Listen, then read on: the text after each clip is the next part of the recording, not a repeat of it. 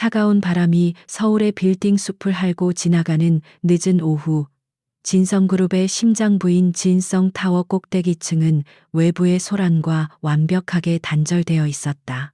거대한 통유리창 너머로 도시의 전경이 장난감처럼 펼쳐져 있었지만 강지훈 회장의 눈에는 그 어떤 감흥도 담겨 있지 않았다. 그의 시선은 오직 책상 위에 놓인 수많은 결제, 서류와 복잡한 데이터가 떠 있는 모니터 화면에 고정되어 있었다. 그는 강지훈 진성그룹을 국내 굴지의 대기업으로 성장시킨 입지전적인 인물이었다.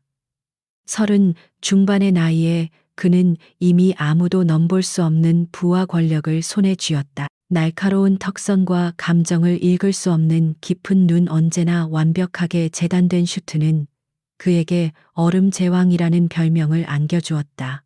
그의 세계는 오차없는 계산과 냉정한 판단으로 이루어져 있었고 그곳에 인간적인 감정이 끼어들 틈은 없어 보였다. 회장님, 윤성그룹과의 인수합병 최종 미팅 시간이 다가옵니다. 비서실장인 김기태가 조용히 그의 뒤에 서서 보고했다. 김 실장은 10년 넘게 지훈의 곁을 지킨 유일한 사람이었지만 여전히 그의 앞에서 숨을 죽여야 했다. 지훈은 잠시 모니터에서 눈을 떼지 않은 채 고개를 까딱였다. 그에게 사업은 전쟁이었고 모든 미팅은 승리해야만 하는 전투였다. 최고급 세단이 미끄러지듯 진성타워의 지하 주차장을 빠져나와 도심의 도로 위로 합류했다. 지훈은 뒷좌석에 앉아 태블릿 PC로 마지막 보고서를 검토하고 있었다. 그의 집중력은 강철과도 같아서 차창 밖으로 빠르게 스쳐 지나가는 세상의 풍경 따위는 그의 의식에 들어오지 않았다. 하지만 언제나 계획대로 움직이던 그의 세상에 예기치 않은 균열이 생긴 것은 바로 그 순간이었다. 예상치 못한 앞쪽의 교통사고로 인해 차는 꽉 막힌 도로 위에서 옴짝달싹할 수 없게 되었다. 운전기사가 난처한 표정으로 백미러를 통해 지훈의 눈치를 살폈다. 회장님, 길이 완전히 막혔습니다. 약속 시간까지 지름길인 좁은 골목으로 가는 것이 좋겠습니다. 지훈은 짧게 그러지라고 대답하며 눈살을 찌푸렸다. 그의 계획에 차질이 생기는 것은 그가 가장 싫어하는 일 중 하나였다. 차는 복잡한 대로를 벗어나 낮고 허름한 건물들이 늘어선 좁은 골목길로 접어들었다. 이곳은 화려한 강남의 이면에 가려진 시간이 멈춘 듯한 공간이었다. 금세라도 부서질 듯한 담벼락과 녹슨 철문들이 스쳐 지나갔다. 지훈은 이런 풍경에 아무런 관심도 없다는 듯 여전히 태블릿 PC에만 집중하고 있었다. 바로 그때 차가 갑자기 멈춰섰다. 골목길에서 물건을 내리던 작은 트럭 하나가 길을 막고 있었기 때문이었다. 젠장. 운전기사가 나지막이 욕설을 뱉었다. 김 실장이 황급히 내려 트럭 운전사와 이야기를 나누기 시작했다. 지훈은 그제야 태블릿에서 눈을 떼고 무심하게 창밖을 내다보았다. 그리고 그의 시선이 한 곳에 멈췄다. 골목길 모퉁이에 자리한 작은 빵집. 그 쇼윈도 앞에 웅크리고 앉아있는 작은 아이의 모습이 눈에 들어왔다. 아이는 5살쯤 되어 보였다. 쌀쌀한 날씨에도 불구하고 얇고 해진 옷을 입고 있었고 얼굴과 손은 온통 때로 얼룩져 있었다. 아이는 빵집 안에서 풍겨나오는 달콤한 냄새에 이끌린 듯 쇼윈도 안에 진열된 화려한 케이크에서 눈을 떼지 못했다. 그 간절한 눈빛은 마치 세상의 모든 슬픔과 배고픔을 담고 있는 듯했다. 지훈은 자신도 모르게 아이를 계속 지켜보았다. 평소에 그라면 길가의 불황하나 다름없는 아이에게 1초도 시선을 주지 않았을 것이다. 그의 세상에서 가난과 불행은 그저 무능의 다른 이름일 뿐이었다. 하지만 이상하게도 저 작은 아이의 모습에서 눈을 뗄 수가 없었다. 아이의 깡마른 어깨가 추위 때문인지 아니면 서러움 때문인지 가늘게 떨리고 있었다. 그 순간 지훈의 얼음 같던 마음에 아주 작은 파문이 일었다. 그것은 동정심과는 다른 훨씬 더 근원적이고 설명할 수 없는 감정이었다. 그는 마치 무언가에 홀린 듯 앞 좌석에 앉아 있던 김 실장에게 나지막이 명령했다. 김 실장, 저 빵집에서 가장 비싼 케이크 하나 사와. 김 실장은 잠시 의아한 표정을 지었지만 곧바로 알겠습니다, 회장님이라고 대답하고 차에서 내렸다. 잠시 후 김 실장이 고급스러운 상자에 담긴 커다란 딸기 생크림 케이크를 들고 돌아왔다. 지훈은 그 상자를 건네받았다. 그리고 모두가 놀란 것은 그 다음 행동이었다. 강지훈 회장이 직접 차 문을 열고 밖으로 나선 것이다. 그의 값비싼 구두가 먼지 쌓인 골목길 바닥에 닿았다. 그는 단 한 번도 자신의 지위와 어울리지 않는 행동을 한 적이 없었다. 지훈은 천천히 아이에게 다가갔다. 인기척을 느낀 아이가 화들짝 놀라며 경계심 가득한 눈으로 그를 올려다보았다. 낯선 사람의 등장에 잔뜩 겁을 먹은 작은 동물 같았다. 지훈은 아이의 눈높이에 맞추기 위해 무릎을 굽혀 쪼그려 앉았다. 그의 완벽한 슈트가 구겨지는 것도 아랑곳하지 않았다. 그는 말없이 케이크 상자를 아이 앞으로 내밀었다. 아이는 케이크 상자와 지훈의 얼굴을 번갈아 쳐다보며 어쩔 줄 몰라 했다. 믿을 수 없다는 표정이었다. 지훈은 최대한 부드러운 목소리를 내려고 노력하며 말했다. 그의 목소리는 오랫동안 쓰지 않은 기계처럼 조금 삐걱거리는 느낌이었다. 먹어라, 내 것이다. 그의 말투는 여전히 명령조에 가까웠지만 그 안에는 그 자신도 인지하지 못하는 희미한 온기가 섞여 있었다. 아이는 한참을 망설였다. 작은 손가락을 꼼지락거리며 그의 눈치를 살폈다. 지훈은 묵묵히 기다려 주었다. 마침내 아이는 조심스럽게 손을 뻗어 케이크 상자를 받아들었다. 상자는 아이의 작은 몸에 비해 무척 커 보였다. 아이는 상자를 품에 꼭 껴안고는 고개를 들어 그를 바라보았다. 고맙습니다. 모기만 한 목소리였지만 그 어떤 말보다 또렷하게 지훈의 귓가에 밝혔다. 바로 그 순간이었다. 아이가 고개를 들었을 때 지훈은 아이의 얼굴을 제대로 볼 수 있었다. 때와 먼지에 가려져 있었지만 그 안에 숨겨진 이목구비는 놀라울 정도로 선명했다. 그리고 그 눈겁에 질려 있으면서도 어딘가 모르게 굳센 빛을 잃지 않은 그 크고 검은 눈동자, 지훈은 심장이 쿵 하고 내려앉는 것 같은 충격을 받았다. 그 눈은 너무나도 익숙했다.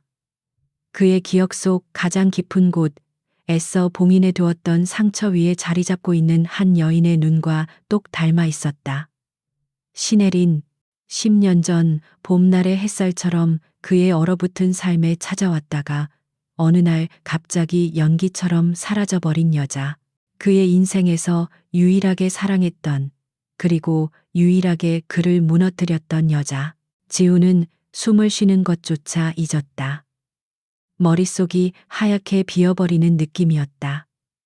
어떻게 이럴 수가 있지, 우연의 일치라고 하기에는 너무나도 섬뜩할 정도로 닮아 있었다. 아이의 눈매, 오똑한 콧날, 굳게 담은 입술까지 모든 것이 혜린의 어린 시절을 보는 듯했다. 그는 마치 망치로 머리를 한 대 맞은 것처럼 한동안 아무 말도 아무 행동도 하지 못했다. 아이는 그의 이상한 반응에 다시 겁을 먹은 듯 몸을 움츠렸다. 그제야 지훈은 정신을 차렸다. 그는 벌떡 일어섰다. 그의 얼굴은 다시 원래의 차가운 표정으로 돌아와 있었지만 미세하게 떨리는 손끝까지 감출 수는 없었다. 그는 아이에게서 시선을 황급히 거두고 뒤도 돌아보지 않은 채 자신의 차로 향했다. 회장님 괜찮으십니까? 김 실장이 걱정스러운 얼굴로 물었지만 지우는 아무 대답도 하지 않았다. 그는 차에 올라타자마자 문을 굳게 닫았다. 트럭이 길을 비켜주자 차는 다시 천천히 움직이기 시작했다. 지우는 사이드미러를 통해 점점 멀어지는 아이의 모습을 보았다. 아이는 여전히 그 자리에 서서 커다란 케이크 상자를 끌어안은 채 그가 탄 차를 멍하니 바라보고 있었다. 지우는 주먹을 세게 쥐었다. 손톱이 손바닥을 파고드는 아픔이 느껴졌지만 심장을 뒤흔드는 혼란에 비하면 아무것도 아니었다.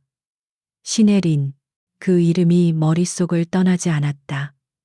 그녀는 왜 떠났을까? 아무 말도 없이 흔적도 없이. 그는 지난 10년간 그녀를 증오하고 원망하며 살아왔다. 그녀가 자신을 배신하고 더 좋은 조건을 찾아 떠났을 것이라고 억지로 믿어왔다. 하지만 오늘 마주친 저 아이는 그의 단단했던 믿음에 거대한 균열을 만들어냈다. 만약에, 아주 만약에 저 아이가 그는 더 이상 생각하고 싶지 않았다. 그러나 한번 피어오른 의심의 불씨는 걷잡을 수 없이 타올랐다. 그는 자신의 이성이 이토록 무력하게 흔들리는 것을 용납할 수 없었다. 확인해야만 했다. 그것이 사실이든 아니든 이 끔찍한 혼란을 끝내야만 했다. 차가 골목길을 완전히 빠져나와 다시 넓은 대로로 진입했을 때 지우는 마침내 입을 열었다. 그의 목소리는 얼음장처럼 차갑고 단호했다. 김 실장. 김 실장이 긴장된 자세로 대답을 기다렸다. 네, 회장님. 지우는 창밖으로 시선을 고정한 채 한자 한자 힘주어 말했다. 방금 그 아이에 대해 알아봐. 이름, 나이, 가족 관계. 태어나서 지금까지의 모든 것을 하나도 빠짐없이. 그의 명령에는 어떤 감정도 실려 있지 않았지만 김 실장은 그 안에 숨겨진 거대한 폭풍을 느낄 수 있었다. 그는 군말 없이 대답했다. 알겠습니다. 즉시 처리하겠습니다. 강지훈 회장의 인생이라는 완벽하게 짜인 교양곡에 오늘 아주 작은 불협화음이 끼어들었다. 그리고 그 불협화음은 곧 그의 모든 것을 뒤흔들 거대한 운명의 서곡이 될 것임을 아직은 아무도 알지 못했다. 그날 이후 강지훈의 시간은 둘로 나뉘었다. 하나는 진성그룹의 회장으로서 보내는 치밀하고 냉정한 시간이었고, 다른 하나는 낡은 골목길에서 마주친 작은 아이의 얼굴을 떠올리는 혼란스러운 시간이었다. 그의 완벽한 통제력에 미세한 균열이 생기기 시작했다.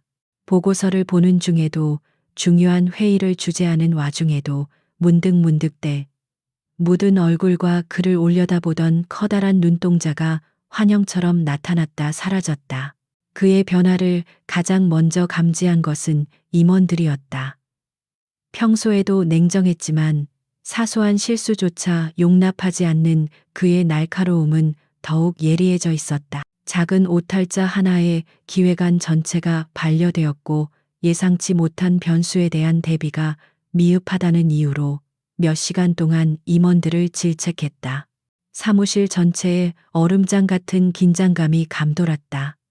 모두가 폭풍의 눈 속에 있는 듯 숨을 죽였다. 요즘 회장님 건드리면 터질 것 같아. 한 임원이 다른 임원에게 속삭였다. 누구도 그 이유를 알지 못했다.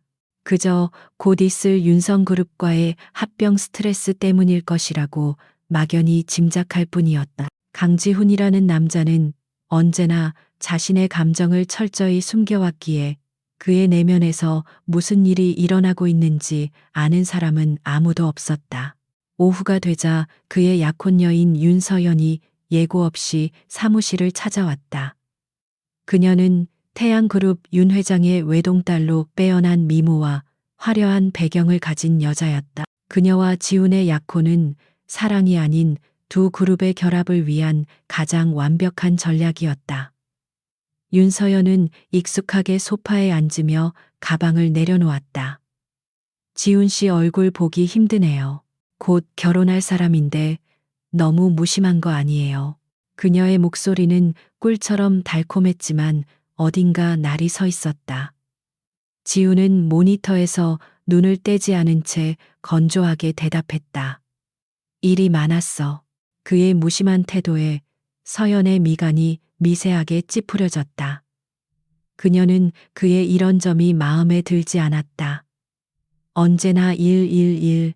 자신은 그의 수많은 사업 계획 중 하나에 불과한 것 같은 기분이 들었다. 결혼식 준비는 거의 다 되어 가요. 다음 주에 드레스 최종 피팅이 있는데 그때는 꼭 시간 내줘야 해요. 그녀가 말을 이어갔지만 지우는 여전히 서류에만 집중하고 있었다. 그의 영혼은 이곳에 없는 사람 같았다.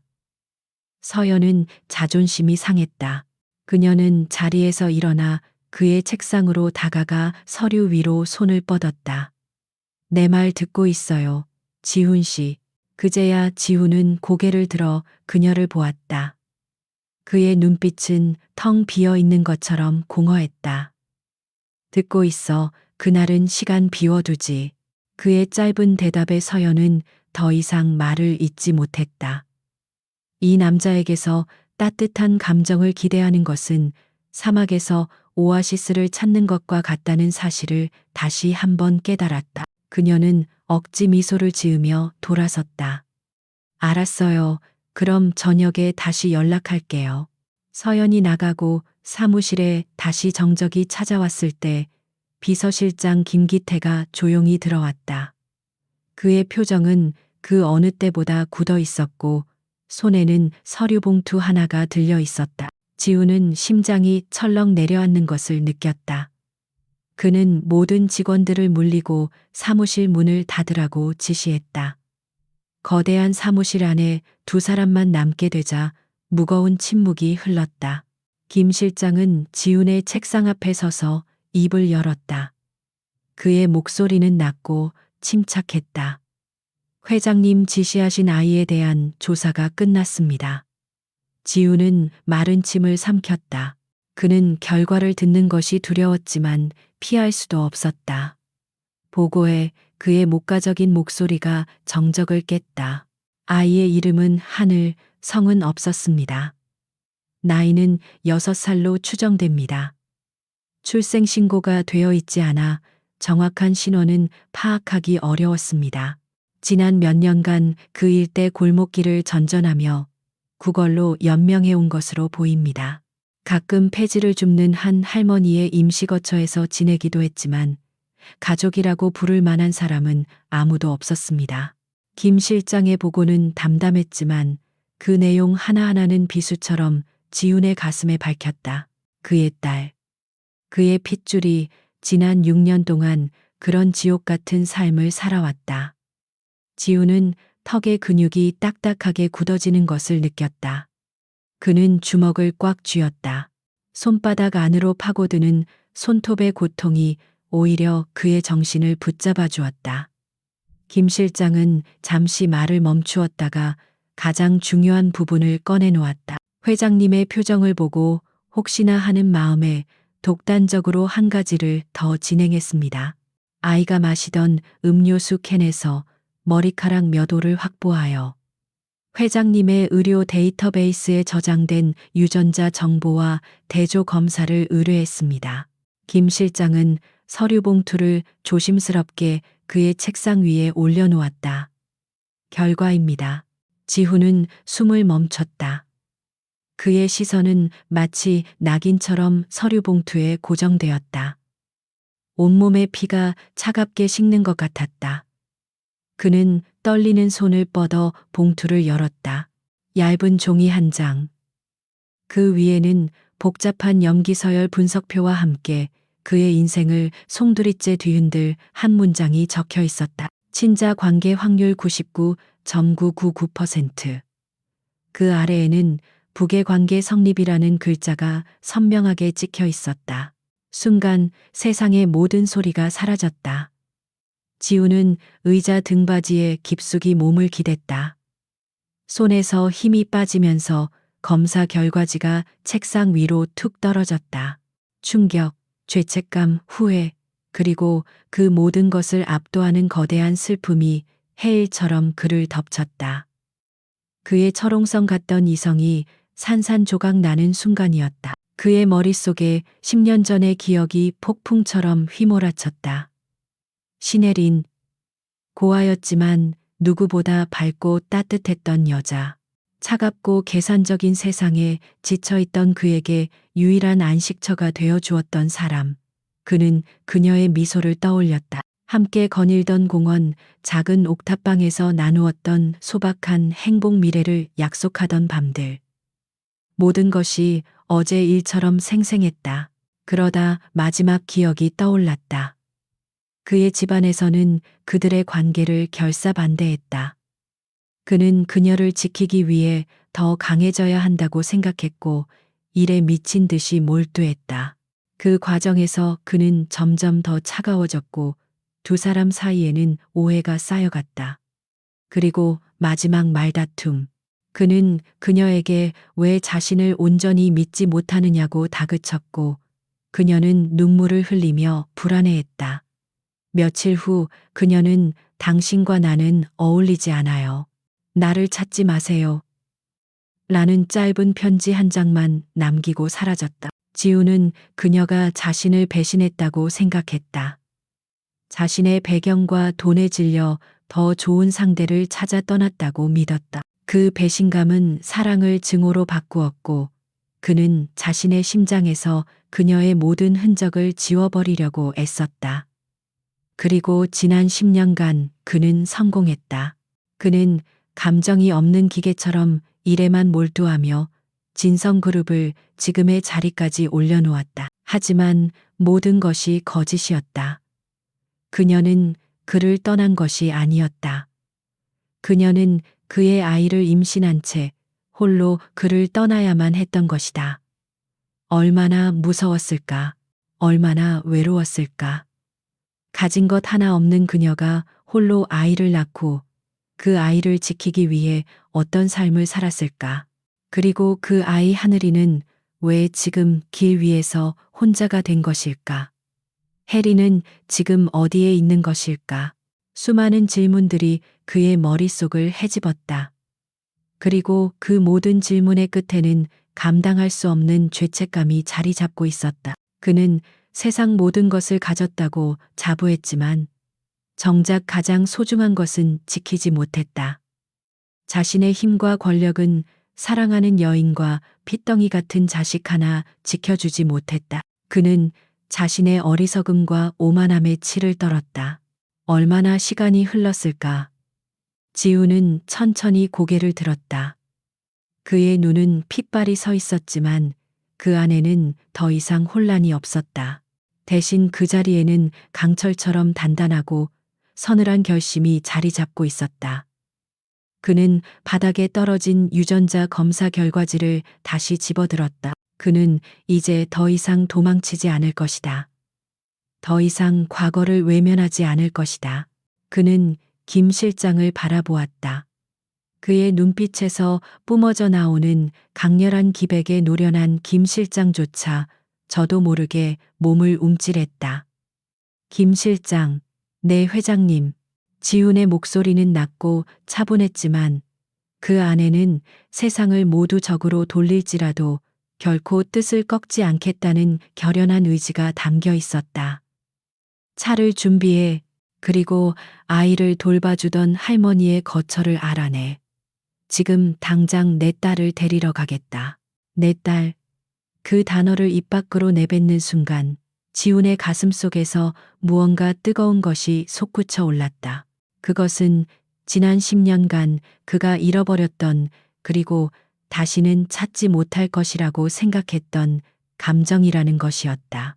윤성그룹과의 합병, 그의 약혼, 그의 완벽하게 계획된 미래. 그 모든 것이 이제는 하찮게 느껴졌다. 지금 그에게 중요한 것은 단 하나뿐이었다. 강지훈의 세단은 서울의 화려한 심장을 관통하여 마치 다른 세상으로 들어가는 듯한 낡고 비좁은 골목으로 접어들었다. 반듯하게 닦인 검은색 차체 위로 금방이라도 무너져 내릴 듯한 건물들의 그림자가 어지럽게 스쳐 지나갔다. 차창 밖 풍경은 그가 살아온 세상과는 너무나도 이질적이었다. 이곳의 공기는 가난과 절망의 냄새로 무겁게 가라앉아 있었다. 그는 굳은 표정으로 입을 다물고 있었지만 단단히 쥔 주먹이 그의 내면에서 휘몰아치는 폭풍을 짐작하게 했다. 운전대를 잡은 김 실장은 백미러로 간간히 그의 안색을 살폈다. 10년 넘게 모셔온 주군이었지만 지금 그가 무슨 생각을 하는지, 앞으로 무슨 일을 하려는지 도무지 짐작할 수 없었다. 단지 거대한 변화의 시작점에 서 있다는 것만을 직감할 뿐이었다. 차는 김 실장이 미리 파악해둔 낡은 판잣집 앞에서 멈춰 섰다. 지우는 잠시 문이 열리기를 기다리지 않고 스스로 문을 열고 밖으로 나섰다. 그의 값비싼 이탈리아제 수제 구두가 축축하고 더러운 흙바닥에 내려앉았다. 그의 등장은 잿빛 풍경 속에 떨어진 검은 잉크 한 방울처럼 즉각 주위의 시선을 끌었다. 동네 사람들은 경계와 호기심이 뒤섞인 눈으로 이방인을 쳐다보았다. 지후는 그들의 시선을 무시한 채 금방이라도 쓰러질 듯한 나무 문 앞에 섰다. 심호흡을 한 번 하고 그는 조심스럽게 문을 두드렸다. 똑똑 소리는 생각보다 크게 울렸다. 잠시 후 삐걱거리는 소리와 함께 문이 열리고 허리가 굽은 노파 한 명이 모습을 드러냈다. 노파는 날카로운 눈으로 지훈의 위아래를 훑어보며 잔뜩 경계하는 기색을 보였다. 뉘시오, 이런 누추한 곳에 무슨 일이오? 지훈은 최대한 위압감을 감추려 노력하며 입을 열었다. 하늘이라는 아이를 만나러 왔습니다. 그의 입에서 아이의 이름이 나오자 노파의 눈빛은 더욱 험악해졌다. 하늘이는 왜 당신 같은 사람이 우리 하늘이한테 볼 일이 뭐가 있단 말이오. 노파는 아이를 보호하려는 어미 닭처럼 온몸으로 저기를 드러냈다. 그녀에게 지우는 그저 가진 자의 오만함을 풍기는 불편한 침입자일 뿐이었다. 바로 그때 노파의 등 뒤에서 작은 그림자가 나타나 치맛자락을 꼭 붙잡았다. 하늘이었다. 아이는 며칠 전보다 더 초라한 모습이었다. 아이는 지훈을 보자마자 겁에 질린 표정으로 노파의 등 뒤로 더 깊숙이 숨었다. 아이의 눈에는 케이크 아저씨에 대한 기억과 낯선 존재에 대한 두려움이 뒤섞여 있었다. 지훈은 아이의 그 눈빛에 가슴이 저며오는 것을 느꼈다. 그가 애써 쌓아 올린 냉정함의 벽이 속절없이 무너져 내릴 것만 같았다. 그는 아이를 놀라게 하지 않기 위해 천천히 몸을 낮춰 무릎을 꿇었다. 그의 행동에 노파의 눈이 잠시 흔들렸다. 부와 권력을 가진 자들이 가난한 이들 앞에서 이토록 자신을 낮추는 경우는 없었다. 지훈은 떨리는 목소리로 세상에서 가장 어려운 말을 꺼냈다. 하늘아, 나랑 같이 가자. 내가 내 아빠다. 그의 고백은 판잣집 앞에 무거운 공기를 가르는 날카로운 파열음 같았다. 노파는 물론이고 하늘이 역시 그 말의 의미를 완전히 이해하지는 못했지만 본능적으로 그것이 자신의 삶을 뒤흔들 엄청난 말이라는 것을 느꼈다. 아이는 고개를 세차게 저으며 노파의 등 뒤에서 나오려 하지 않았다. 아이에게 세상은 이 작은 판잣집과 자신을 거두어준 할머니가 전부였다. 지우는 말이 아닌 증거가 필요하다는 것을 깨달았다. 그는 김 실장에게 눈짓했고 김 실장은 다가와 노파에게 유전자 검사 결과지를 공손히 내밀었다. 그리고 차분한 목소리로 모든 상황을 설명하기 시작했다. 노파는 서류에 적힌 글자들을 읽을 수는 없었지만 김 실장의 진지한 설명과 지훈의 절박한 눈빛에서 그것이 거짓이 아님을 어렴풋이 느낄 수 있었다. 하지만 하늘이는 여전히 공포에 질려 있었다. 아이는 울음을 터뜨릴 것 같은 얼굴로 고개를 저었다. 싫어요. 안 갈래요. 할머니랑 있을래요. 아이의 거절은 지훈의 심장을 후벼 팠다. 그는 아이를 강제로 데려가고 싶지 않았다. 힘이 아닌 마음으로 아이를 얻고 싶었다.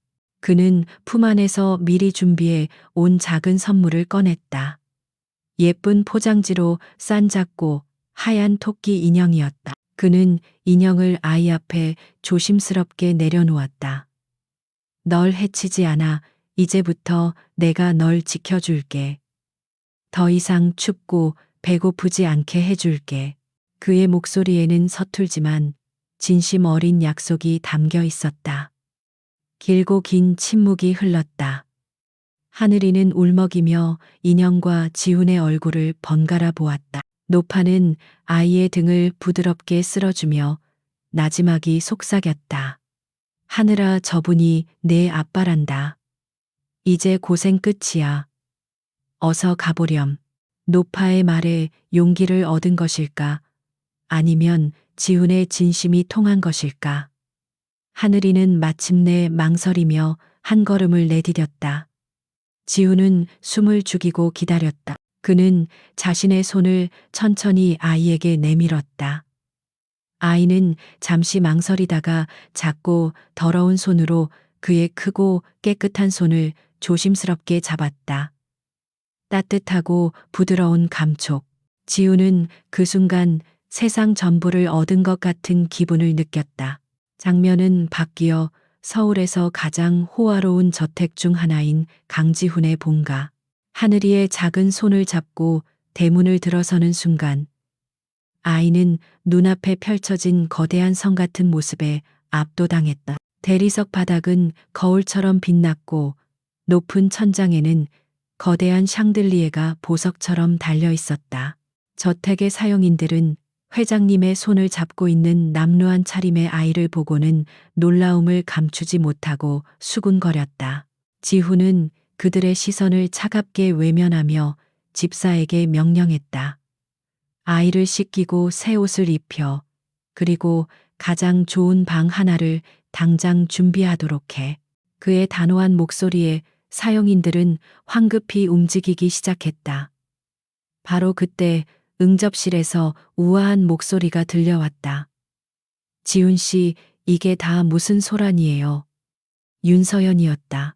그녀는 아마도 지훈의 부모님과 결혼식에 대해 논의하고 있었던 모양이었다. 그녀는 우아한 미소를 지으며 걸어 나오다가 지훈의 옆에 서 있는 하늘이를 발견하고는 얼굴이 굳어졌다. 그녀의 눈썹이 경멸적으로 휘어졌다. 지훈 씨, 이 아이는 누구죠? 그녀의 목소리에서는 거의 숨기지 않는 혐오감이 묻어나왔다. 그녀는 아이의 더러운 행색이 이 완벽한 공간을 오염시키는 것 같아 불쾌했다. 지훈은 서연을 정면으로 마주 보았다. 그의 눈빛은 그 어느 때보다 차갑고 단단했다. 그는 하늘이의 어깨를 감싸 안으며 저택 안의 모든 사람이 들을 수 있을 만큼 크고 명확한 목소리로 선언했다. 소개하지, 강하늘, 내 딸이다. 그 선언은 응접실에 폭탄이 터진 것 같은 충격을 주었다. 지훈의 부모님도 놀라 입을 다물지 못했고 사용인들은 숨을 죽였다. 윤서연의 얼굴에서 미소가 완전히 사라졌다. 그녀의 눈빛은 순식간에 혐오감에서 차가운 적대감으로 변했다. 그녀는 본능적으로 깨달았다. 저 작고 보잘것없는 아이가 자신의 완벽한 계획, 태양그룹과 진성그룹의 합병, 그리고 자신이 차지할 안주인의 자리에 얼마나 거대한 위협이 될지를 그녀의 눈동자에 어두운 불꽃이 타올랐다. 보이지 않는 전쟁의 서막이 오르는 순간이었다. 강하늘의 새로운 삶은 거대하고 차가운 궁전 안에서 시작되었다. 아이는 최고급 비누 거품으로 목욕을 하고 동화 속 공주님 같은 드레스를 입었지만 그 모습은 마치 아름다운 새장 속에 갇힌 작은 새처럼 위태로워 보였다. 아이는 거의 말을 하지 않았고 작은 소리에도 화들짝 놀라며 몸을 움츠렸다. 대부분의 시간은 아이의 몸에 비해 너무나도 크고 화려한 방 한구석에 숨어 지냈다. 길 위에서의 삶이 남긴 깊은 상처와 불안은 아이의 영혼에 깊이 새겨져 있었다. 강지우는 아버지라는 새로운 역할 앞에서 속수무책이었다. 그는 기업을 인수하고 시장의 흐름을 예측하고 수조 원의 돈을 움직이는 데에는 천재였지만 상처받은 6살 아이의 마음을 여는 방법은 전혀 알지 못했다. 그의 노력은 서툴렀고 번번이 빗나갔다. 그는 세상에서 가장 비싼 장난감들을 아이의 방에 가득 채워주었지만 하늘이는 그것들을 어떻게 가지고 노는지조차 몰랐다. 그저 멀뚱멀뚱 바라볼 뿐이었다. 최고의 요리사들이 만든 산의 진미도 아이 앞에서는 무용지물이었다. 아이는 굶주림에 익숙해진 위장 탓인지 아주 적은 양밖에 먹지 못했고 화려한 음식보다는 소박한 밥과 국을 더 편안해했다. 지우는 답답함을 느꼈다. 돈과 권력으로 해결되지 않는 문제는 그의 인생에 거의 없었다. 하지만 하늘이의 마음은 그가 가진 그 어떤 것으로도 살 수 없는 견고한 성과 같았다. 어느 날 밤 그는 큰 결심을 하고 그림책 한 권을 들고 아이의 방으로 들어갔다. 아이를 위해 잠자리에서 책을 읽어주려는 시도였다. 그는 침대맡에 어색하게 걸터 앉아 딱딱한 목소리로 책을 읽기 시작했다. 그의 목소리는 수천 명의 주주총회에서도 떨린 적이 없었지만 지금은 미세하게 떨리고 있었다. 하늘이는 그저 커다란 눈으로 그를 빤히 쳐다볼 뿐 아무런 반응도 보이지 않았다. 그 맑고 깊은 눈동자 안에는 어떤 감정도 익히지 않았다. 지우는 아이와 자신 사이에 놓인 거대하고 투명한 벽을 느꼈다. 그는 회의실에서 느껴본 적 없는 종류의 무력감과 좌절감에 휩싸였다. 이 문제는 논리와 계산으로 풀 수 있는 것이 아니었다. 그는 자신이 얼마나 서툰 아빠인지 그리고 잃어버린 6년의 세월이 얼마나 무거운지를 뼈저리게 실감했다. 한편 윤서연은 이 모든 상황을 예리하게 지켜보고 있었다. 그녀는 지훈이 아이를 공식적으로 인정한 이상 대놓고 아이를 해칠 수는 없다는 것을 알았다. 더 교묘하고 은밀한 방법이 필요했다. 그녀는 지훈의 서툰 부성애를 자신의 계획을 위한 완벽한 기회로 보았다. 그녀의 목표는 하늘이를 문제아 불안정한 아이로 만들어 지훈 스스로 아이를 부담스러워하게 만드는 것이었다. 결국에는 먼 곳의 기숙학교나 요양시설로 보내버리게 만드는 것이 최종 목표였다. 서연은 첫 번째 계획을 실행에 옮기기로 마음먹었다. 그녀는 지훈에게 더없이 상냥하고 자애로운 약혼녀인 척 연기하며 접근했다. 지훈 씨, 하늘이가 계속 저렇게 집안에만 있으면 더 위축될 거예요. 제가 아이를 데리고 나가서 예쁜 옷도 더 사주고 장난감도 구경시켜주고 올게요. 그녀의 제안은 너무나도 그럴듯했다. 지우는 잠시 망설였지만 아이가 바깥 공기를 쐬는 것이 좋겠다는 생각에 결국 동의했다. 경호원을 붙여주지. 아이에게서 잠시도 눈을 떼지 말라고 단단히 일러둘게. 지훈이 말했지만 서연은 속으로 비웃었다.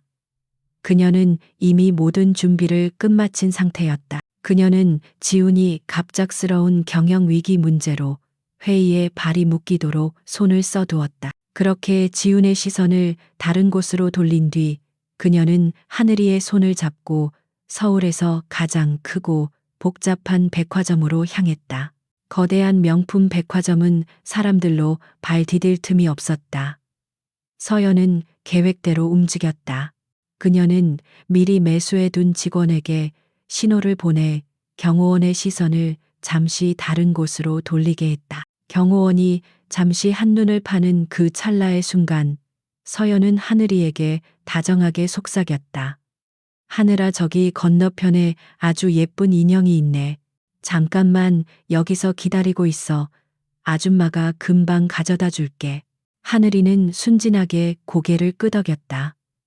서연은 아이를 그 자리에 세워둔 채 인파 속으로 유유히 사라졌다. 그녀는 일부러 CCTV 사각지대를 골라 움직였다. 1분, 5분, 10분. 약속했던 잠깐은 하염없이 길어졌다.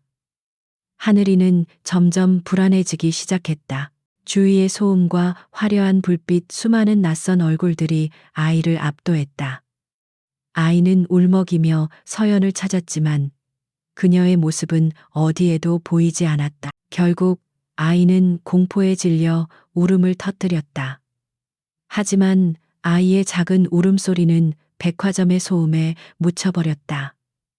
아이는 무작정 걷기 시작했다. 서연을 찾기 위해 혹은 이 무서운 곳에서 벗어나기 위해 아이는 공식적으로 미아가 되었다. 뒤늦게 아이가 없어진 것을 발견한 경호원은 사색이 되어 즉시 지훈에게 전화를 걸었다. 지훈은 중요한 해외 투자자들과 화상회의를 하고 있었다. 바로 그때 그의 개인 휴대폰이 미친 듯이 울렸다. 회장님, 죄송합니다. 하늘이 아가씨가 없어졌습니다. 수화기 너머로 들려오는 절박한 목소리에 지훈의 세상이 멈췄다. 주가, 계약, 기업, 전략, 그 모든 것이 한순간에 의미를 잃었다. 그의 머릿속은 하늘이가 없어졌다는 말로 가득 찼다. 그는 자리에서 벌떡 일어났다. 회의는 여기서 중단하지. 그는 한마디를 내뱉고 회의실을 뛰쳐나갔다. 그의 행동에 임원들은 경악을 금치 못했다. 얼음 제왕 강지훈이 이토록 평정심을 잃은 모습은 단 한 번도 본 적이 없었다. 그는 차를 몰아 미친 듯이 백화점으로 향했다. 그의 머릿속은 온갖 끔찍한 상상으로 가득 찼다. 그는 생전 처음으로 원초적인 공포 자식을 잃을지도 모른다는 뼈저린 두려움을 느꼈다. 백화점은 발칵 뒤집혔다. 지훈은 도착하자마자 자신의 모든 보안팀을 동원해 백화점의 모든 출입구를 봉쇄했다. 잠시 후 윤서연이 나타나 눈물을 글썽이며 걱정하는 연기를 완벽하게 해냈다. 어떡해요, 지훈 씨, 제가 잠시 한눈을 판 사이에. 하지만 지훈은 그녀를 쳐다보지도 않았다. 그의 온 신경은 오직 하늘이를 찾는 데에만 집중되어 있었다. 필사적인 수색 끝에 지훈은 마침내 백화점 비상계단 구석에 웅크리고 앉아 흐느끼고 있는 하늘이를 발견했다. 아이는 온몸을 떨며 공포에 질려 있었다. 하늘아, 그가 달려가 아이를 품에 안았다. 바로 그때 뒤따라온 서연이 걱정스러운 척 아이에게 손을 뻗었다. 하늘아, 괜찮니? 아줌마가 얼마나 걱정했는. 그러나 하늘이는 서연을 보자마자 기겁하며 지훈의 품으로 더 깊이 파고들었다. 아이의 본능적인 반응. 그것은 그 어떤 증거보다 명확했다. 지훈의 머릿속에서 모든 퍼즐 조각이 맞춰졌다. 이것은 사고가 아니었다. 계획된 것이었다. 그의 눈빛이 얼음처럼 차가워졌다. 그는 서연을 쳐다보았다. 그의 시선에 담긴 분노와 경멸에 서연은 저도 모르게 뒷걸음질 쳤다. 지훈은 아무 말도 하지 않았다. 대신 딸을 더욱 세게 끌어안았다. 그의 심장 속에서 조용한 맹세가 굳어지고 있었다. 다시는 그 누구도 내 딸을 해치게 두지 않겠다는 맹세가. 백화점 사건 이후 하늘이는 심한 고열에 시달렸다. 아이는 밤새도록 악몽을 꾸며 울부짖었고 알아들을 수 없는 잠꼬대를 하며 식은땀을 흘렸다. 강지훈은 뜬 눈으로 밤을 새우며 아이의 곁을 지켰다. 물수건으로 뜨거운 이마를 닦아주고 작은 손을 잡아주는 그의 모습은 진성그룹의 냉철한 회장과는 완전히 다른 사람이었다. 그것은 그가 태어나서 처음 해보는 서툴지만 절실한 아버지의 역할이었다. 아이의 고통스러운 신음소리는 그의 심장을 칼로 도려내는 것 같았다. 윤서연에 대한 분노가 들끓어 올랐고 동시에 딸을 위험에 빠뜨렸다는 깊은 죄책감이 그의 어깨를 짓눌렀다. 아이러니하게도 이 위기는 부녀 사이에 보이지 않던 벽을 허무는 계기가 되었다. 지훈은 아이의 연약함을 통해 자신의 인간성을 되찾았고 하늘이는 그의 지극한 간호 속에서 처음으로 누군가에게 보호받고 있다는 안정감을 어렴풋이 느끼기 시작했다. 다음 날 아침 지우는 윤서연을 자신의 서재로 불렀다. 서재의 공기는 얼음장처럼 차가웠다. 그는 감정을 폭발시키는 대신 날카로운 검사처럼 정확하고 예리한 질문들을 던졌다. 경호원이 잠시 자리를 비운 사이 정확히 무엇을 하고 있었지? 아이에게서 눈을 뗀 시간은 얼마나 됐고 그동안의 동선은 어떻게 되지? 그의 목소리는 낮고 조용했지만 그 안에는 상대를 꿰뚫어 보는 듯한 압박감이 서려 있었다. 윤서연은 완벽한 연기로 응수했다. 그녀는 눈물을 글썽이며 그가 자신을 의심한다는 사실에 상처받았다고 말했다. 어떻게 나를 의심할 수 있어요? 나도 하늘이가 걱정돼서 미칠 것 같았단 말이에요. 그녀의 연기는 흠잡을 데가 없었지만 지훈의 마음을 움직이지는 못했다. 하늘이가 그녀의 손길에 기겁하며 피하던 모습이 그의 뇌리에 깊이 박혀 있었다. 신뢰에 한번 금이 가면 그것은 다시 붙을 수 없는 법이다. 그는 더 이상 그녀를 추궁하지 않았다. 대신 조용히 말했다. 당분간 결혼 준비는 보류하도록 하지. 하늘이가 안정을 찾는 게 우선이야. 이것은 단순한 제안이 아닌 통보였다. 서연은 그의 결정에 반박하지 못했다. 하지만 서재를 나오는 그녀의 눈빛에는 서늘한 분노와 도끼가 번뜩이고 있었다. 그녀는 강지훈이 자신의 통제에서 벗어나고 있음을 직감했다. 서연이 돌아간 직후 지훈은 김 실장에게 비밀리에 지시를 내렸다. 지금부터 윤서연을 24시간 감시해 누굴 만나는지, 어디에 가는지, 누구와 통화하는지 전부 먼지 하나까지 털어서 보고하도록. 이것은 소극적인 의심이 적극적인 조사로 전환되는 순간이었다. 그는 자신의 약혼녀를 잠재적인 적으로 규정하고 움직이기 시작했다. 동시에 이번 사건은 지훈으로 하여금 10년 전 신혜린의 실종 사건을 다시 파헤치게 만드는 기폭제가 되었다. 과거 그는 상처받은 자존심 때문에 그녀가 자신을 버리고 떠났다는 시나리오를 애써 믿어왔다. 하지만 이제 모든 것이 의심스러웠다. 그녀의 실종과 딸의 고난, 그리고 윤서연의 수상한 행동까지 모든 것이 거대한 음모의 일부처럼 느껴졌다. 그는 조사의 첫걸음으로 과거의 흔적을 찾아 나섰다. 10년 전 혜린과 함께 살았던 낡은 옥탑방. 이제는 다른 세입자가 살고 있었지만 집주인 할머니는 그대로였다. 지훈은 할머니에게 조심스럽게 혜린에 대해 물었다. 할머니는 혜린을 참 착하고 밝은 아가씨로 기억하고 있었다. 그리고 그녀가 사라지기 직전에 이상한 일에 대해서도 이야기해 주었다. 그 아가씨가 떠나기 며칠 전에 말이야. 동네에 어울리지 않는 삐까뻔쩍한 검은 차가 한 대 왔었어. 정장 입은 험상궂은 남자들이 내려서 혜린 아가씨에 대해 묻고 다니더라고. 나는 그때 그 사람들이 총각내 집안 사람들인 줄 알았지. 할머니의 말은 지훈의 머릿속에 새로운 의문을 던졌다. 그의 집안에서는 혜린을 반대했지만 이런 식으로 사람을 보낸 적은 없었다. 결정적인 단서는 뜻밖의 곳에서 나왔다. 열이 내리고 조금 기운을 차린 하늘이가 품에서 무언가를 꺼내 만지작거리는 것을 지훈이 보게 된 것이다.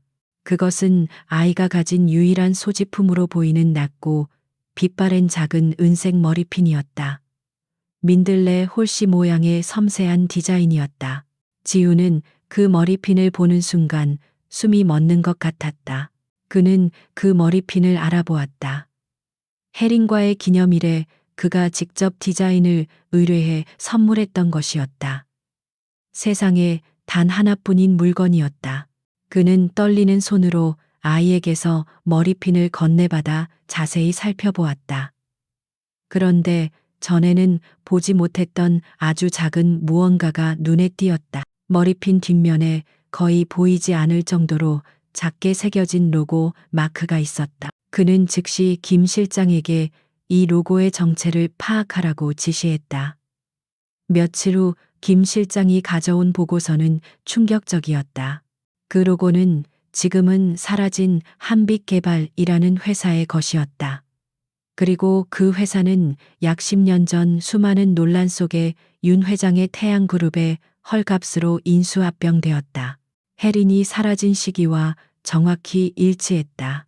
연관성은 희미했지만 전율이 흘렀다. 혜린이 왜 태양그룹과 관련된 회사에 로고가 새겨진 물건을 가지고 있었을까? 지우는 그녀가 디자인 공부를 하며 생활비를 벌기 위해 여러 아르바이트를 했던 것을 기억해냈다. 그는 김 실장에게 당장 한빛개발의 10년 전 직원 명단을 샅샅이 뒤져보라고 명령했다. 그날 밤 지우는 서재에 홀로 앉아 손바닥 위에 작은 머리핀을 내려다보았다. 그것은 더 이상 단순한 추억의 물건이 아니었다. 그것은 열쇠였다. 잃어버린 사랑과 새로 찾은 딸, 그리고 자신의 약혼녀 집안을 하나로 잇는 위험하고 오래된 비밀의 문을 여는 열쇠였다. 진실을 향한 추적이 이제 본격적으로 시작되고 있었다. 머리핀이라는 작은 열쇠가 거대한 비밀의 문을 열기 시작했다. 강지훈의 지시를 받은 조사팀은 태양그룹과 사라진 한빛개발의 과거를 샅샅이 파헤쳤다. 김 실장이 가져온 보고는 지훈의 예상이 틀리지 않았음을, 오히려 그가 생각했던 것보다 훨씬 더 위험한 진실이 숨겨져 있음을 암시했다. 신혜리는 10년 전 한빛개발에서 디자인 인턴으로 몇 달간 근무한 기록이 있었다. 더욱 충격적인 사실은 한빛개발이 태양그룹에 인수되기 직전 거액의 비자금 조성 스캔들에 휘말렸다는 점이었다. 하지만 그 스캔들은 언론에 제대로 보도되기도 전에 의문스럽게 덮였고 모든 자료가 사라졌다. 그리고 한빛개발의 대표는 인수 직후 자살로 위장된 의문의 죽음을 맞이했다. 모든 정황이 하나의 거대한 음모를 가리키고 있었다. 지우는 이제 이 문제가 단순한 개인적인 복수가 아님을 깨달았다. 이것은 부패와 비리 그리고 살인까지 얽혀 있는 추악한 기업 범죄였다. 해리는 그곳에서 자신이 보지 말아야 할 것을 보았을 것이다. 그리고 그 때문에 쫓기는 신세가 되었을 것이다. 지우는 심장이 얼어붙는 듯한 분노와 함께 혜린이 홀로 감당해야 했을 공포와 절망을 생각하며 치를 떨었다. 이제 그의 최우선 순위는 명확해졌다. 진실을 밝히는 것만큼 혹은 그 이상으로 중요한 것은 바로 하늘이의 안전이었다. 그는 저택을 하나의 요새로 만들기 시작했다. 윤서연의 정보원일 가능성이 있는 몇몇 사형인들을 조용히 해고하고 그 자리를 자신이 가장 신뢰하는 보안 인력으로 채웠다. 그는 직접 하늘이의 식사와 일과를 챙겼고 아이가 저택 밖으로 한 발자국도 나가지 못하게 했다. 그의 보호는 거의 집착에 가까웠다. 또한 그는 국내 최고의 아동심리 전문가인 박소진 박사를 고용했다. 처음에는 이 문제 역시 사업처럼 효율적으로 접근하려 했던 지훈이었지만 온화하고 지적인 인상의 박소진 박사는 그를 부드럽게 이끌었다. 회장님, 하늘이에게 필요한 것은 완벽한 안전장치가 아니라 감정적인 유대감입니다. 아이는 아빠의 마음을 느끼고 싶어 합니다. 그녀의 조언은 지훈에게 새로운 과제를 안겨주었다. 하늘이의 심리치료는 조심스럽게 시작되었다. 박소진 박사는 아이에게 말로 표현하기를 강요하는 대신 놀이와 미술을 통해 아이의 내면을 들여다보았다. 하늘이는 그림을 통해 자신의 불안과 공포를 표현하기 시작했다. 검은색으로 가득 찬 그림 혼자 웅크리고 있는 아이의 모습. 박소진 박사는 그 그림들을 지훈에게 보여주며 아이의 세상을 설명해 주었고 아이와 소통하는 실질적인 방법들을 알려주었다. 지훈은 박사의 조언을 실행에 옮기기 시작했다. 그는 진성그룹의 회장이 아닌 그저 한 아이의 아빠로서 하늘이와 시간을 보냈다. 처음에는 무엇을 해야 할지 몰라 어색하게 아이 옆에 앉아 있기만 했지만 점차 아이의 세상에 발을 맞추려 노력했다. 그는 아이와 함께 베개로 성을 쌓았고 서툰 솜씨로 그림을 그렸으며 조용히 아이의 놀이를 지켜봐 주었다. 이 작고 서툰 노력들이 조금씩 부녀 사이의 얼음을 녹이기 시작했다. 어느 날 저녁 하늘이가 자신이 그린 그림을 들고 그에게 다가왔다. 그림 속에는 아주 커다란 사람과 작은 사람이 손을 잡고 서 있었다. 하늘이가 처음으로 그에게 자발적으로 보여준 자신의 세계였다. 지우는 그 그림을 보고 목이 메어 한동안 아무 말도 할 수 없었다. 아버지와 딸의 관계가 서서히 회복되는 동안 윤서연과 그녀의 아버지 윤 회장과의 보이지 않는 전쟁은 격화되고 있었다. 그들은 지훈의 감시와 과거 조사를 눈치채고 있었다. 그들에게 강지훈은 이제 골치 아픈 약혼자가 아니라 자신들의 제국을 위협하는 명백한 적이었다. 윤 회장은 언론과 재계에 가진 자신의 영향력을 이용해 진성그룹을 압박하기 시작했다. 진성그룹의 경영 방식에 대한 부정적인 기사들이 신문에 실리기 시작했고, 윤 회장과 친분이 있는 몇몇 주요 투자자들이 자금 회수를 위협하며 흔들어댔다. 그것은 명백한 경고였다. 여기서 멈추지 않으면 더 큰 대가를 치를 것이라는 무언의 협박이었다. 윤서연 역시 다른 전술을 사용했다.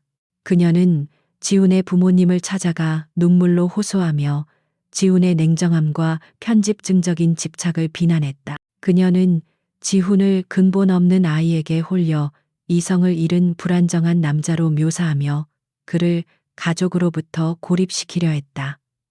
하지만 지훈은 흔들리지 않았다. 그는 오히려 외부의 압박이 강해질수록 자신의 결심이 더 확고해지는 것을 느꼈다. 그는 더 이상 잃을 것이 없었다. 그에게는 이제 지켜야 할 딸이 있었다. 전쟁의 서막은 한 공식적인 재계 모임에서 올랐다. 지훈과 윤 회장은 파티장에서 정면으로 마주쳤다. 주변의 시선 때문에 직접적인 비난은 오가지 않았지만 두 사람 사이에 흐르는 공기는 칼날처럼 날카로웠다. 윤 회장은 와인잔을 흔들며 독사처럼 차가운 목소리로 속삭였다. 강 회장 과거를 너무 깊이 파는 것은 현명하지 못한 행동일세. 그러다 다치는 수가 있어. 그것은 명백한 위협이었다. 하지만 지훈은 눈 하나 깜짝하지 않고 차갑게 응수했다. 저는 제 것을 건드리는 자는 그 과거가 무엇이든 전부 파헤쳐서 대가를 치르게 하는 성격이라서요. 윤 회장님, 그의 대답은 선전포고나 다름없었다. 두 사람의 눈빛이 허공에서 부딪혔다. 길고 긴 냉전이 끝나고 모든 것을 건 뜨거운 전쟁이 시작될 것임을 알리는 순간이었다. 윤 회장의 경고는 빈말이 아니었다. 재계 모임이 있은 지 며칠 지나지 않아 진성그룹을 향한 태양그룹의 전면적인 공격이 시작되었다. 윤 회장은 유령회사를 앞세워 진성그룹에 대한 적대적 인수합병을 시도했고, 동시에 언론에 진성의 재무 구조가 불안정하다는 악의적인 소문을 퍼뜨렸다. 주식시장은 즉각 반응했다. 진성그룹의 주가는 연일 폭락했고 투자자들은 동요하기 시작했다. 강지훈은 자신의 제국을 지키기 위해 모든 시간과 자원을 쏟아부어야 했다. 그는 밤낮 없이 사무실을 지키며 위기 대응을 지휘했다. 이사회와 투자자들을 설득하고 적대적 세력의 공격을 방어하며 시시각각 변하는 시장 상황에 대응해야 했다. 윤 회장이 원했던 것은 바로 이것이었다. 지훈의 모든 신경을 회사 문제에 집중시켜 그가 가장 소중하게 여기는 것에 대한 방비를 허술하게 만드는 것. 윤서연은 마침내 기회가 왔다고 판단했다. 지훈이 회사 일에 파묻혀 있는 동안 철옹성 같던 저택의 보안에도 미세한 틈이 생겼다. 그녀는 그 틈을 놓치지 않았다. 그녀의 목표는 최근에 고용된 젊은 하녀였다. 가족의 빚 때문에 돈이 절실했던 그 하녀는 서연에게 완벽한 먹잇감이었다. 서연은 그녀에게 은밀히 접근해 인생을 바꿀 수 있는 거액의 돈을 제시하며 간단한 심부름을 제안했다. 서연의 계획은 교활하고 잔인했다. 그녀는 어떤 직접적인 증거도 남기고 싶지 않았다. 그녀는 하녀에게 특정 견과류 성분이 다량 함유된 쿠키를 건네며 하늘이에게 먹이라고 지시했다. 박소진 박사의 진료 기록을 통해 하늘이가 가벼운 견과류 알레르기가 있다는 사실을 그녀는 이미 파악하고 있었다. 그녀는 이 사건을 부주의한 하녀의 비극적인 실수로 위장하여 하늘이를 제거하고 무고한 사람에게 죄를 뒤집어 씌울 생각이었다. 돈의 유혹 앞에 양심이 무너진 하녀는 공포에 떨면서도 서연의 지시를 따르기로 했다. 그녀는 감시의 눈길이 소홀한 틈을 타 놀이방에서 혼자 놀고 있는 하늘이에게 접근했다. 아가씨 아주 맛있는 쿠키예요. 한번 먹어보세요. 저택 사람들에게 조금씩 마음을 열기 시작했던 하늘이는 아무런 의심 없이 하녀가 건네는 쿠키를 받아들고 환하게 웃으며 한 입 베어 물었다. 하지만 강지훈은 윤 회장이 생각하는 것만큼 어리석지 않았다. 그는 자신이 회사 문제로 정신없는 틈을 타적들이 반드시 하늘이를 노릴 것이라고 예상하고 있었다. 그는 이미 몇 주 전부터 하늘이의 놀이방을 포함한 저택의 주요 공간에 누구도 눈치채지 못할 초소형 카메라들을 설치해 두었다. 그리고 그 영상은 일반 보안팀이 아닌 그의 직속 경호팀장이 실시간으로 감시하고 있었다. 경호팀장은 하녀가 하늘이에게 쿠키를 건네는 장면을 포착하자마자 즉시 지훈에게 보고했다.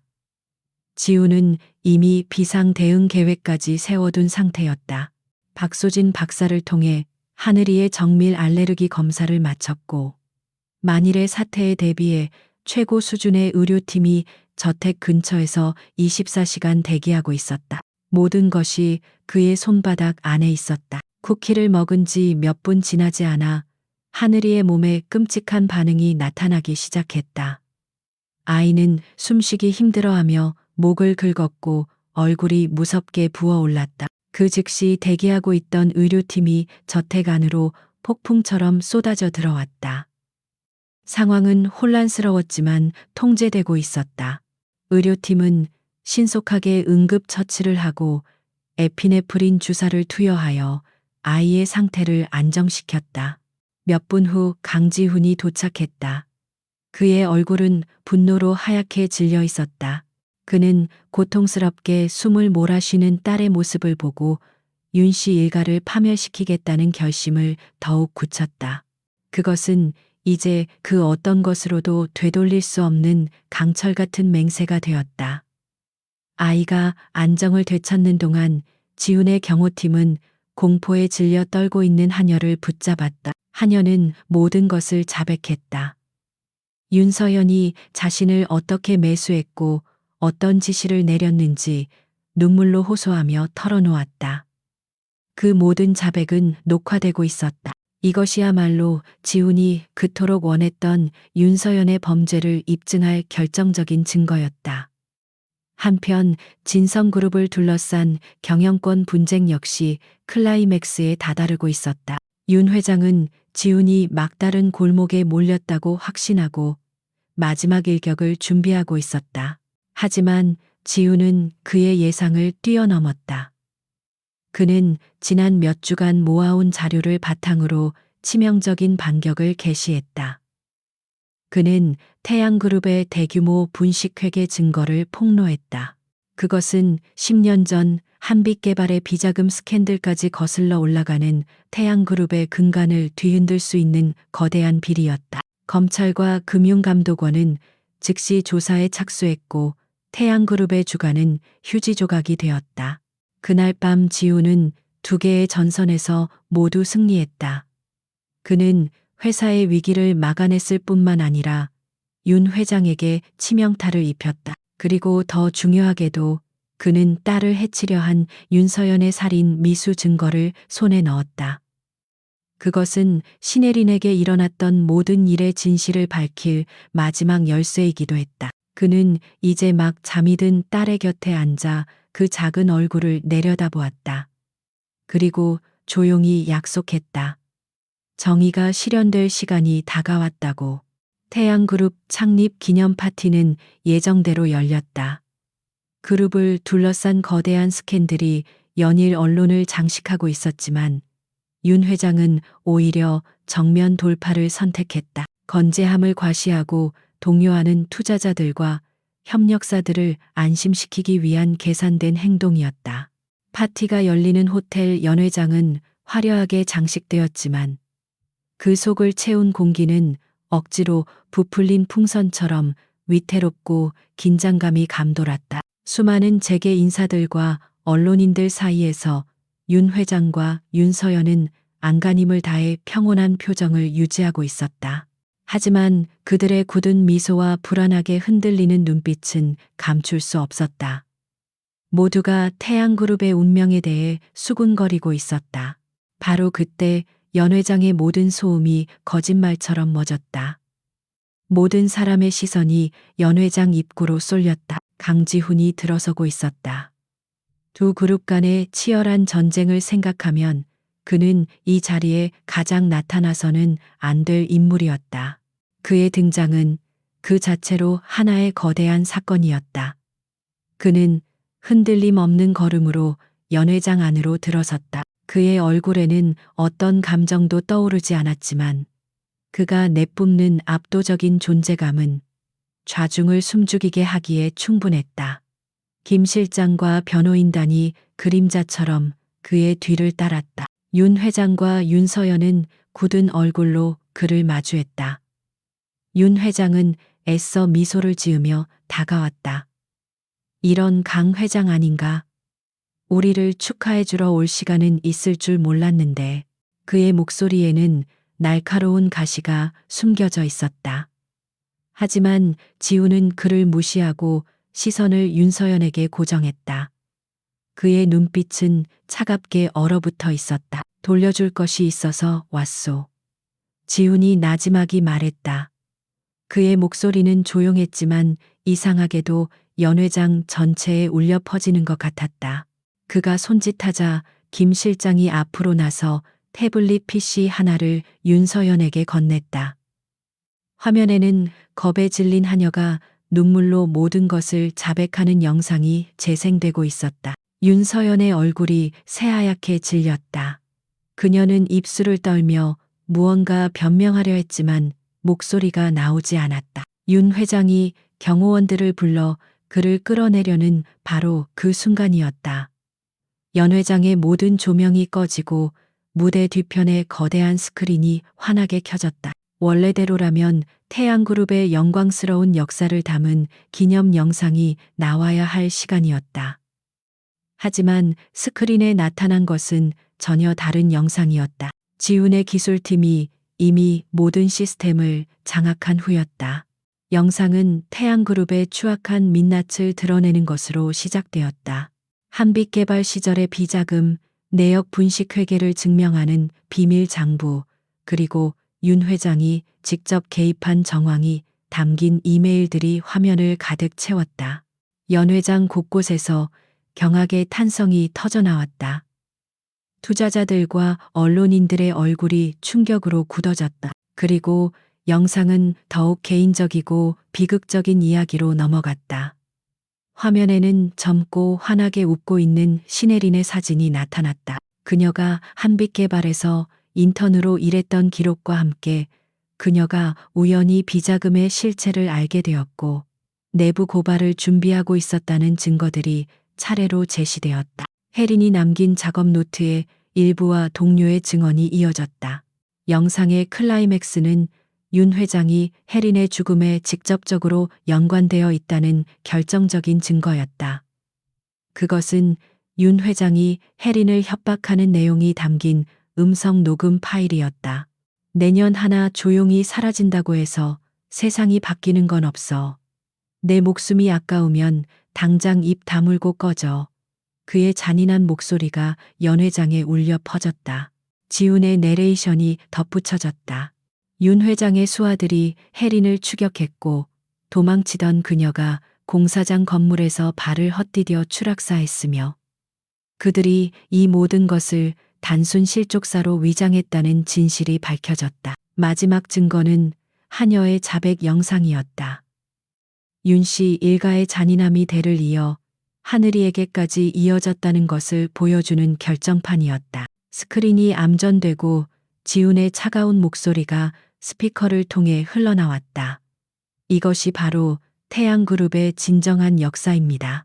부패와 거짓 그리고 한 무고한 여인의 피 위에 세워진 제국입니다. 연 회장은 아수라장이 되었다.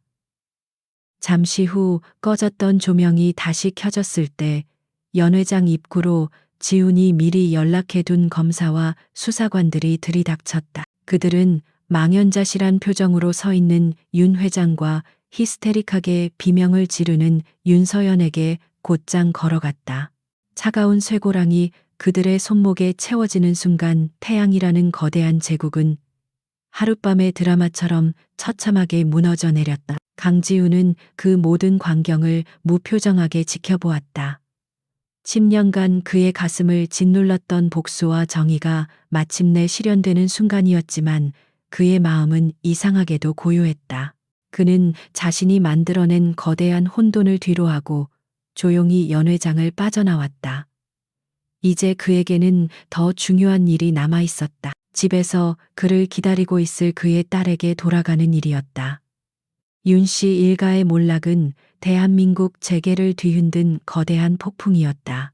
언론은 연일 태양그룹의 비리와 그 극적인 종말에 대한 기사를 쏟아냈고 세상은 온통 그 이야기로 들끓었다. 하지만 폭풍의 눈이었던 강지훈은 그 모든 소란으로부터 완벽하게 자신을 차단했다. 그는 김 실장을 비롯한 핵심 임원들에게 태양그룹의 자산 인수와 사태 수습에 관한 모든 권한을 위임하고 공식 석상에서 완전히 모습을 감추었다. 그의 제국은 더 이상 그의 최우선 순위가 아니었다.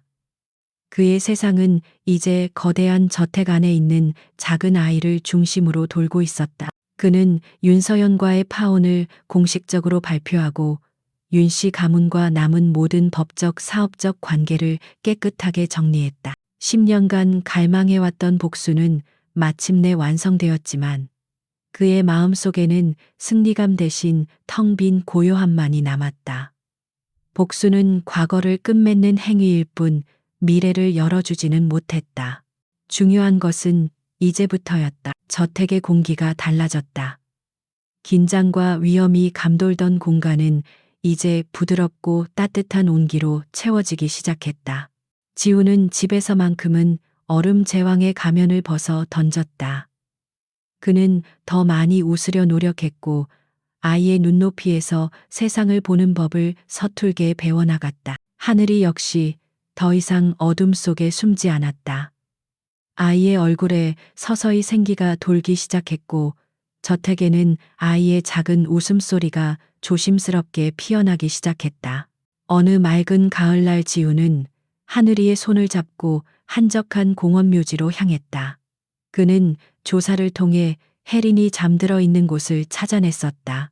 이름 없는 작은 봉분으로 초라하게 버려져 있던 그녀의 무덤을 그는 세상에서 가장 아름다운 곳으로 다시 꾸며주었다. 하얀 대리석 묘비에는 사랑하는 나의 별 신혜린이라는 글귀와 함께 그녀가 가장 좋아했던 민들레꽃이 새겨져 있었다.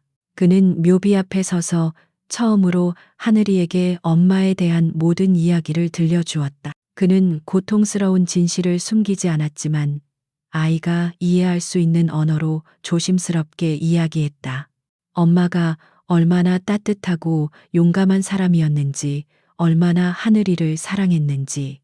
그리고 자신이 얼마나 어리석었고 그녀를 지키지 못했는지에 대한 후회와 사죄까지. 그는 딸과 세상을 떠난 연인 앞에서 비로소 솔직해질 수 있었다. 하늘이는 말없이 아빠의 이야기를 들었다. 아이는 묘비에 새겨진 엄마의 이름을 작은 손으로 어루만졌다. 그 순간 부녀는 눈물 속에서 보이지 않는 끈으로 깊이 연결되었다. 과거의 상처는 완전히 사라지지 않겠지만 그들은 이제 그 상처를 함께 보듬고 나아갈 수 있을 터였다. 이것은 슬프지만 반드시 필요한 그들만의 치유의식이었다. 박소진 박사의 조언은 그들의 새로운 시작에 중요한 길잡이가 되어 주었다. 회장님, 이제는 아픈 기억 위에 행복한 기억을 겹겹이 쌓아 올려야 할 시간입니다. 지우는 그 말을 가슴에 새기고 하늘이와 새로운 추억을 만들기 시작했다. 그들의 일상은 소박하지만 따뜻한 순간들로 채워졌다. 두 사람은 주방을 온통 밀가루 투성이로 만들며 함께 쿠키를 구웠고 수족관에 가서 커다란 고래를 보며 감탄했다. 밤마다 지우는 아이의 침대맡에서 동화책을 읽어주었다. 이제 그의 목소리는 더 이상 어색하지 않았다. 그는 등장인물마다 목소리를 바꿔가며 실감나게 연기했고 그럴 때마다 하늘이는 까르르 웃음을 터뜨렸다.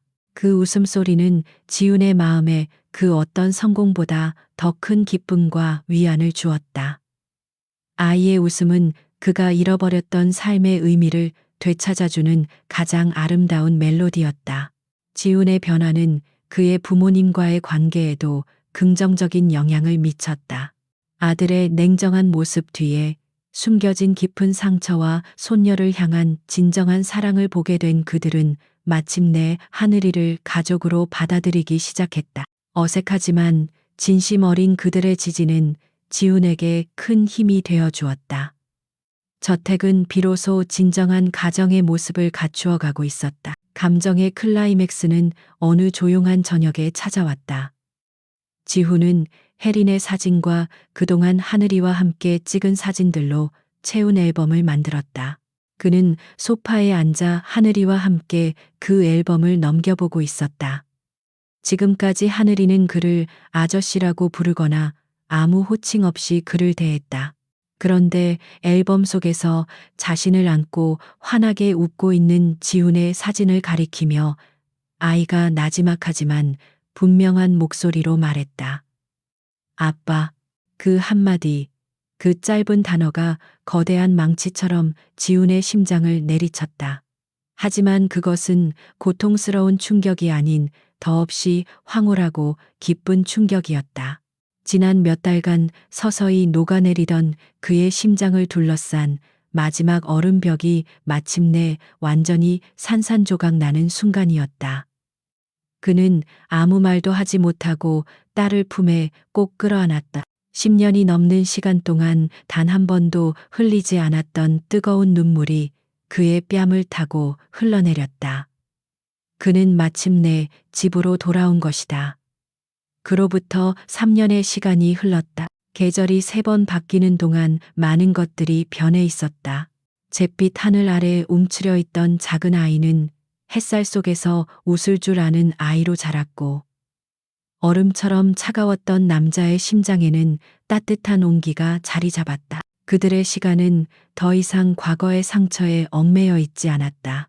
화창한 가을날의 초등학교, 운동장.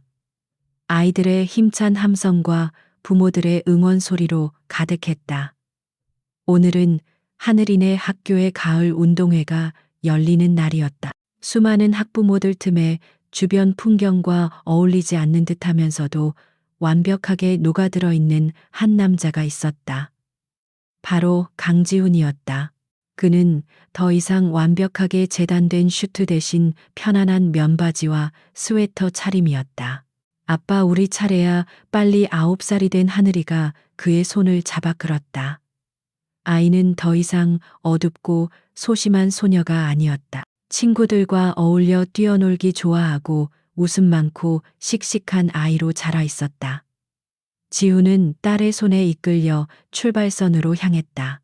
오늘 그의 가장 중요한 임무는 진성그룹의 경영이 아니라 딸과 함께 2인 삼각 경주에 나서는 것이었다. 주변의 다른 학부모들은 그가 대한민국을 움직이는 거대 기업의 회장이라는 사실을 알고 있었지만 지금 그들의 눈에 비친 그는 그저 딸의 작은 발에 자신의 발을 맞추며 환하게 웃고 있는 평범한 아빠일 뿐이었다. 출발 신호와 함께 지훈과 하늘이는 구령을 외치며 서툴게 발을 내디뎠다. 하나 둘 하나 둘. 결과는 예상대로였다. 그들은 몇 걸음 가지 못해 엉켜 넘어졌고 운동장에는 웃음이 터져 나왔다. 하지만 지훈과 하늘이는 서로를 보며 그저 웃기만 했다. 흙먼지를 툭툭 털고 일어나 그들은 다시 손을 잡고 끝까지 달렸다. 꼴찌로 결승선을 통과했지만 두 사람의 얼굴에는 1등을 한 것보다 더 행복한 미소가 가득했다. 승리는 경주에서 이기는 것이 아니라 함께 넘어지고 함께 웃으며 달리는 그 순간 자체에 있었다.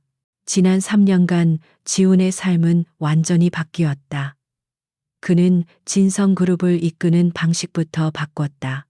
과거의 냉혹한 M&A 전문가에서 이제는 기업의 사회적 책임을 강조하는 존경받는 리더로 변모했다. 그는 신혜린의 이름으로 거대한 자선재단을 설립했다.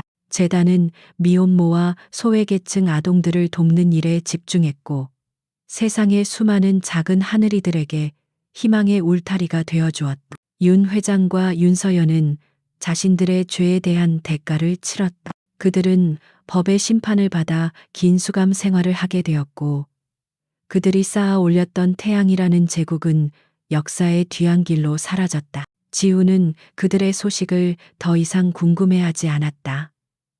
그의 마음속에서 그들은 이미 완전히 지워진 존재였다. 그는 여전히 싱글로 지냈다. 몇 번의 만남 제의가 있었지만 그는 자신의 남은 인생을 오직 딸을 위해 살기로 결심했다. 일과 가정의 균형을 맞추는 법을 배웠고 아무리 중요한 회의가 있어도 딸의 학예회나 운동회에는 반드시 참석했다. 그는 잃어버렸던 6년의 시간을 보상이라도 하듯 아버지로서의 모든 순간을 소중히 여겼다. 운동회가 끝나고 지훈과 하늘이는 근처 공원을 산책했다.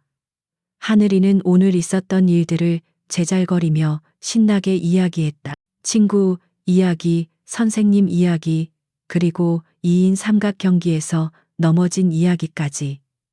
지우는 부드러운 미소로 딸의 이야기를 들어주었다. 그의 마음은 그 어떤 사업적 성공으로도 채울 수 없었던 충만함으로 가득 차 있었다. 문득 하늘이가 걸음을 멈추고 그를 올려다보았다. 아이의 눈망울은 가을 하늘처럼 맑고 깊었다. 아빠, 엄마도 하늘에서 우리 보고 있을까? 엄마도 행복할까? 아이의 순수한 질문에 지우는 가슴 한구석이 뭉클해졌다. 그는 몸을 낮춰 딸과 눈을 맞추었다. 그는 하늘 위를 한번 가리키고 다음으로 딸의 가슴을 부드럽게 가리켰다. 그럼 엄마는 언제나 저 하늘에서 우리 하늘이를 지켜보고 계셔. 그리고 엄마는 바로 여기 우리 하늘이 마음속에 살아계신 거야. 내가 이렇게 예쁘게 웃을 때마다 엄마도 함께 웃고 계실 거야. 그의 말에 하늘이는 환하게 미소 지으며 고개를 끄덕였다. 저녁 노을이 공원을 황금빛으로 물들이고 있었다. 지훈과 하늘이는 다시 손을 잡고 천천히 걸었다. 더 이상 어두운 골목의 거지 소녀도 차가운 심장의 총수도 아니었다. 그들은 수많은 역경을 딛고 서로를 찾아낸 세상에서 가장 평범하고도 특별한 아빠와 딸이었다. 그들의 가족은 비극과 비밀 속에서 시작되었지만 이제는 사랑과 치유 그리고 희망으로 가득 찬 새로운 이야기를 써내려가고 있었다. 그것은 동화 같은 해피엔딩은 아닐지 몰라도 스스로의 힘으로 얻어낸 진정한 행복이었다. 따스한 노을빛 속에서 두 사람의 그림자가 하나로 길게 이어지며 빛나는 내일을 향해 나아가고 있었다.